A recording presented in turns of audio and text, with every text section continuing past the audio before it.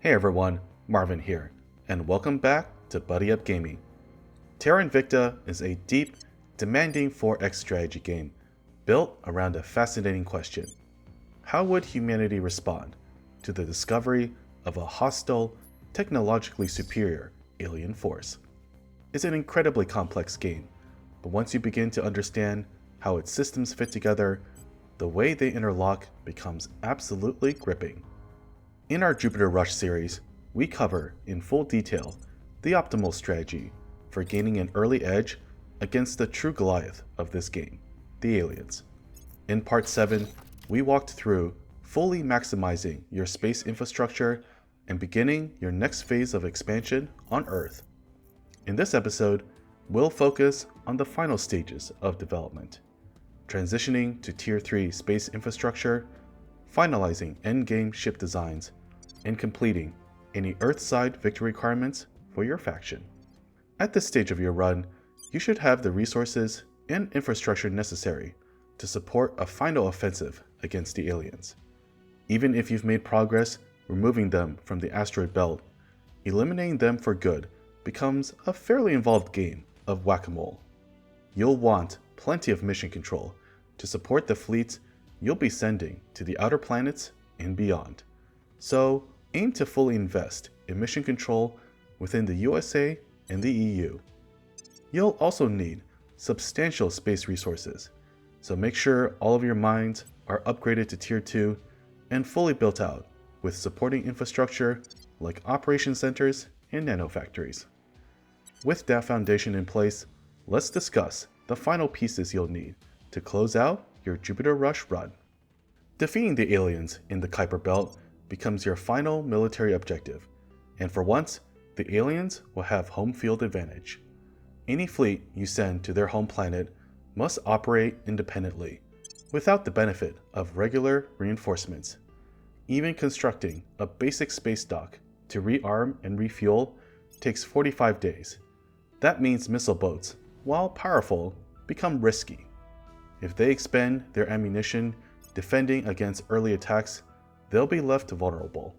Instead, we'll pivot toward endgame weaponry that doesn't rely on finite munitions.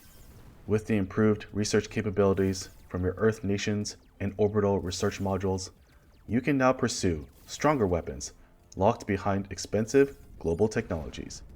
Our focus will be laser weaponry, not only for their offensive potential, but also for improved point defense against more heavily fortified alien stations.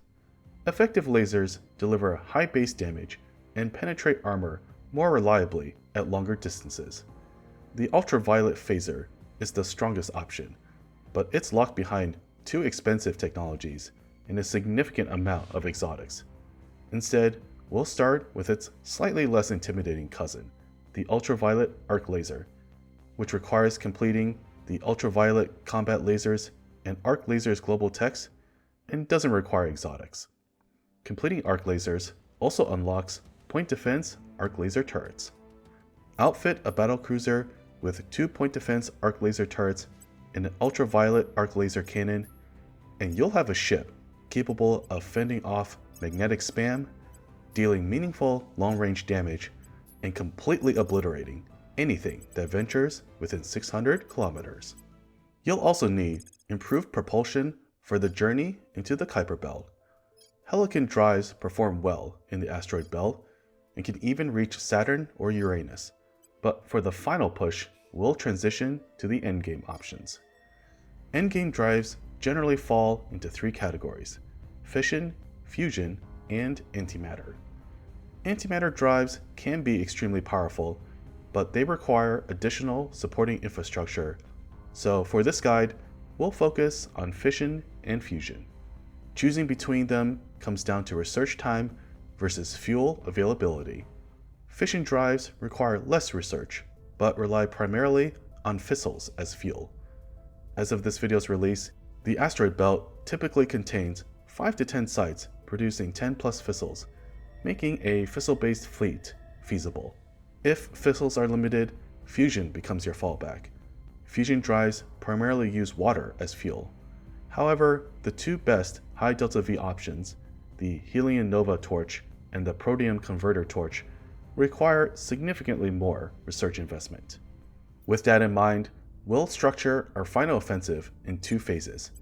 Phase 1 uses the previously discussed battlecruiser design equipped with terawatt gas core fission reactors and the Poseidon torch.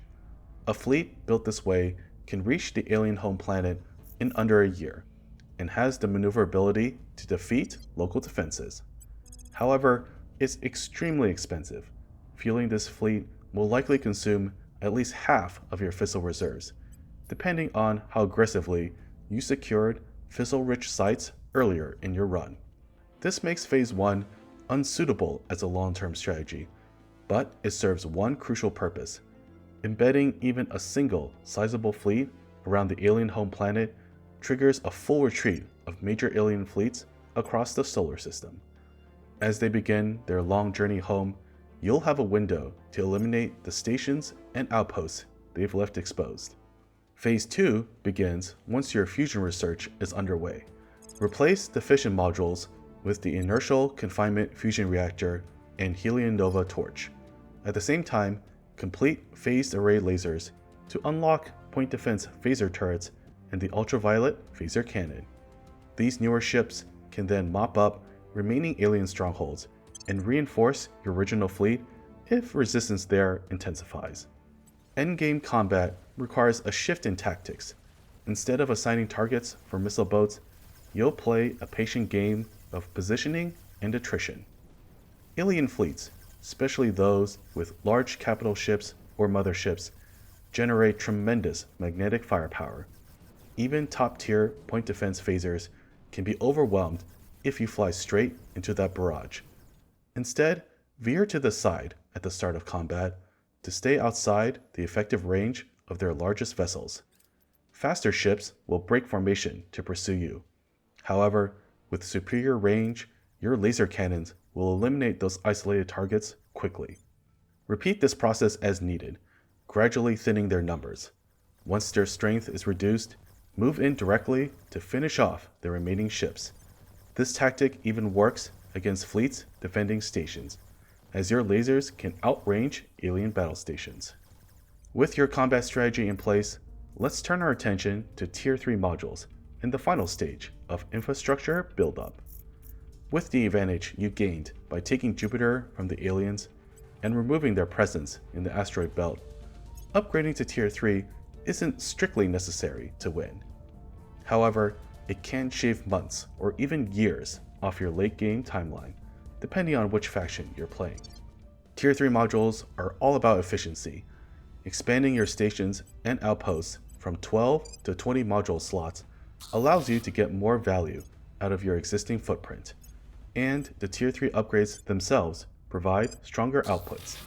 That said, unlocking and constructing these modules takes considerable time, so you'll need to prioritize carefully.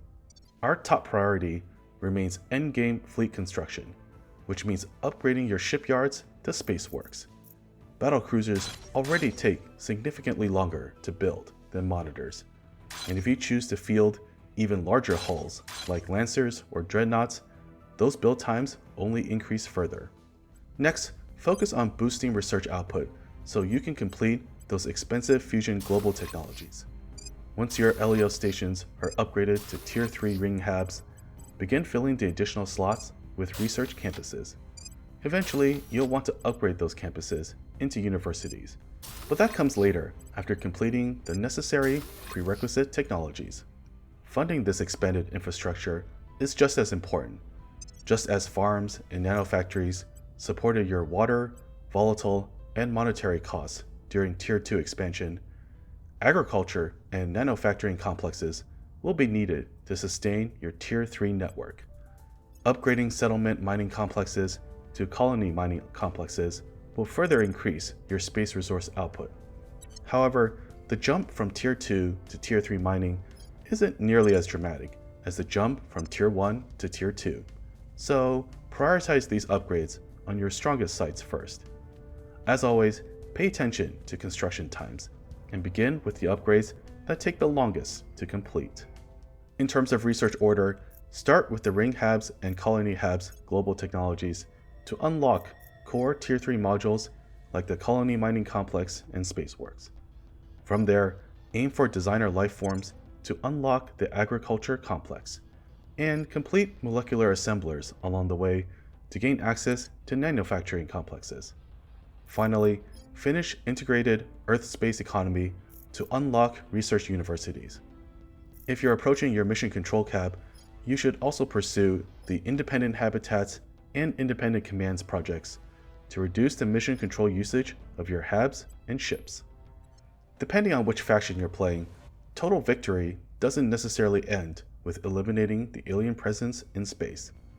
I've linked our faction video for a full breakdown of victory requirements, but in short, Humanity First requires limiting the influence of the Servants and the Protectorate on Earth, while the Initiative and the Academy require controlling nations representing 60% of Earth's GDP and population respectively. Beyond victory conditions, Unifying Earth supports your endgame strategy by further increasing your mission control cap. After conquering the EU, you'll likely find strong targets in Southeast Asia as well as Japan and South Korea. A practical starting point is Thailand.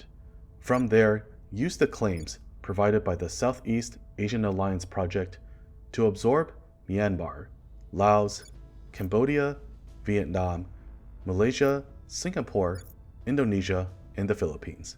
Holding this many nations will require expanding your control point cap, so prioritize the global ambition and transnational management projects. If you have sufficient boost income, upgrading some admin nodes to admin towers can also help support the additional cap requirements. If you're playing as the Initiative, conquering these nations will bring you close to your 60% GDP objective. The Academy, however, requires a heavier lift. While you can technically sort nations by population and work your way down the list, the most efficient approach is forming the African Union through Ethiopia and integrating India and Bangladesh into a single federation. Apply the same strategies you used during EU conquest, using public campaigns, crackdown, and purge to take over control points, and carefully managing alliances in the Relations tab to avoid wars against nations with standing armies or nuclear weapons. At this point, you should have a clear roadmap for the final build-up toward victory. Once Tier 3 infrastructure is online, your fleets are equipped with Endgame Drives and Weaponry, and all Earthside victory requirements are complete. All that remains is sending your favorite counselor to the Kuiper Belt to carry out the final mission. I want to extend my heartfelt thanks to everyone who has followed this series and supported the channel. Terra Invicta can be an intimidating game to learn at first, but once you understand the fundamentals and how to strategize against a technologically superior alien force, it becomes an absolute rush to play. The Jupiter Rush strategy compresses that entire learning curve into one action-packed sequence. From your first counselor mission to secure the United States, to establishing your first Jovian base, to finally repelling the aliens from the inner solar system and beyond. The momentum never lets up. On Buddy Up Gaming, it's not just non-stop action, it's non-stop learning as well. I'm wrapping up the series with one final episode, highlighting moments from the 4 runs I used to build this guide. We'll reinforce the core concepts with examples of common mistakes, incredible victories, bold gambles that paid off, and others that ended rather tragically. As always, if you found this guide helpful, be sure to like the video, subscribe to Buddy Up Gaming, and stick around for the final installment. Take care out there.